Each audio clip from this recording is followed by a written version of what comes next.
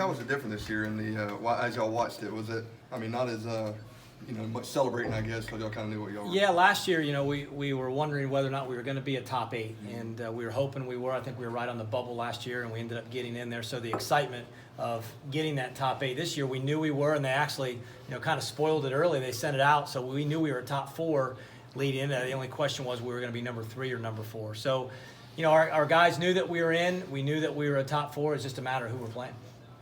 As far as who you're playing, I mean, there's a lot of familiarity, I would Yeah. believe, at least a couple of these teams that you guys are going to be seeing. Yeah, no question. A lot of Georgia kids on those rosters, especially Mercer and Florida State. And it's a really tough regional. I think it's a tough draw. Mercer's really good, and they're playing really well right now. They just won their conference tournament, and they got on a roll. And then you got Florida State. You got Mike Martin coming in here, his swan song. And so, I hope I hope all the games are well played, and I hope everybody stays healthy, and I hope we can advance. But it's going to be certainly a big challenge.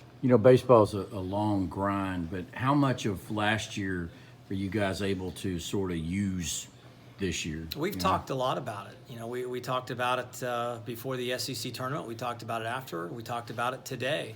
Just about that feeling that we had around this time last year when we lost in the final game of the regional here at home. It stung, it hurt, and we've had a chip on our shoulder all year long about that. We've reminded the guys about that, not that I needed to, but we've got a lot of guys that were in that locker room after that loss last year that still remember that feeling. So that's one of the things that we work for this year, is to make sure that we get over the hump, we get through the regional, we get to the super regional, and get a chance to host that as well.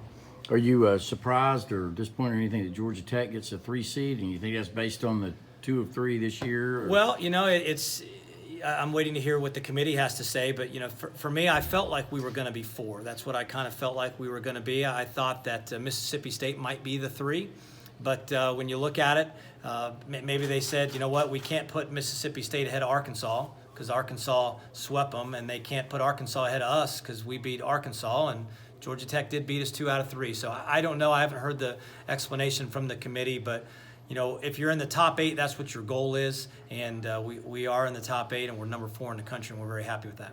How will y'all go about pitching? Have y'all talked about it? Not 100% sure yet, but certainly you're going to see Tony Losi, Emerson Hancock, and Cole Wilcox, and Tim Elliott in some of that order. We don't know exactly what we're going to do yet. We'll sit down as a staff this afternoon and start breaking down film and getting scouting reports ready, and then we'll alert the pitchers probably tonight or tomorrow what exactly the rotation is going to be. I guess y'all felt like y'all handled it, y'all set it up like y'all wanted to through the SECs.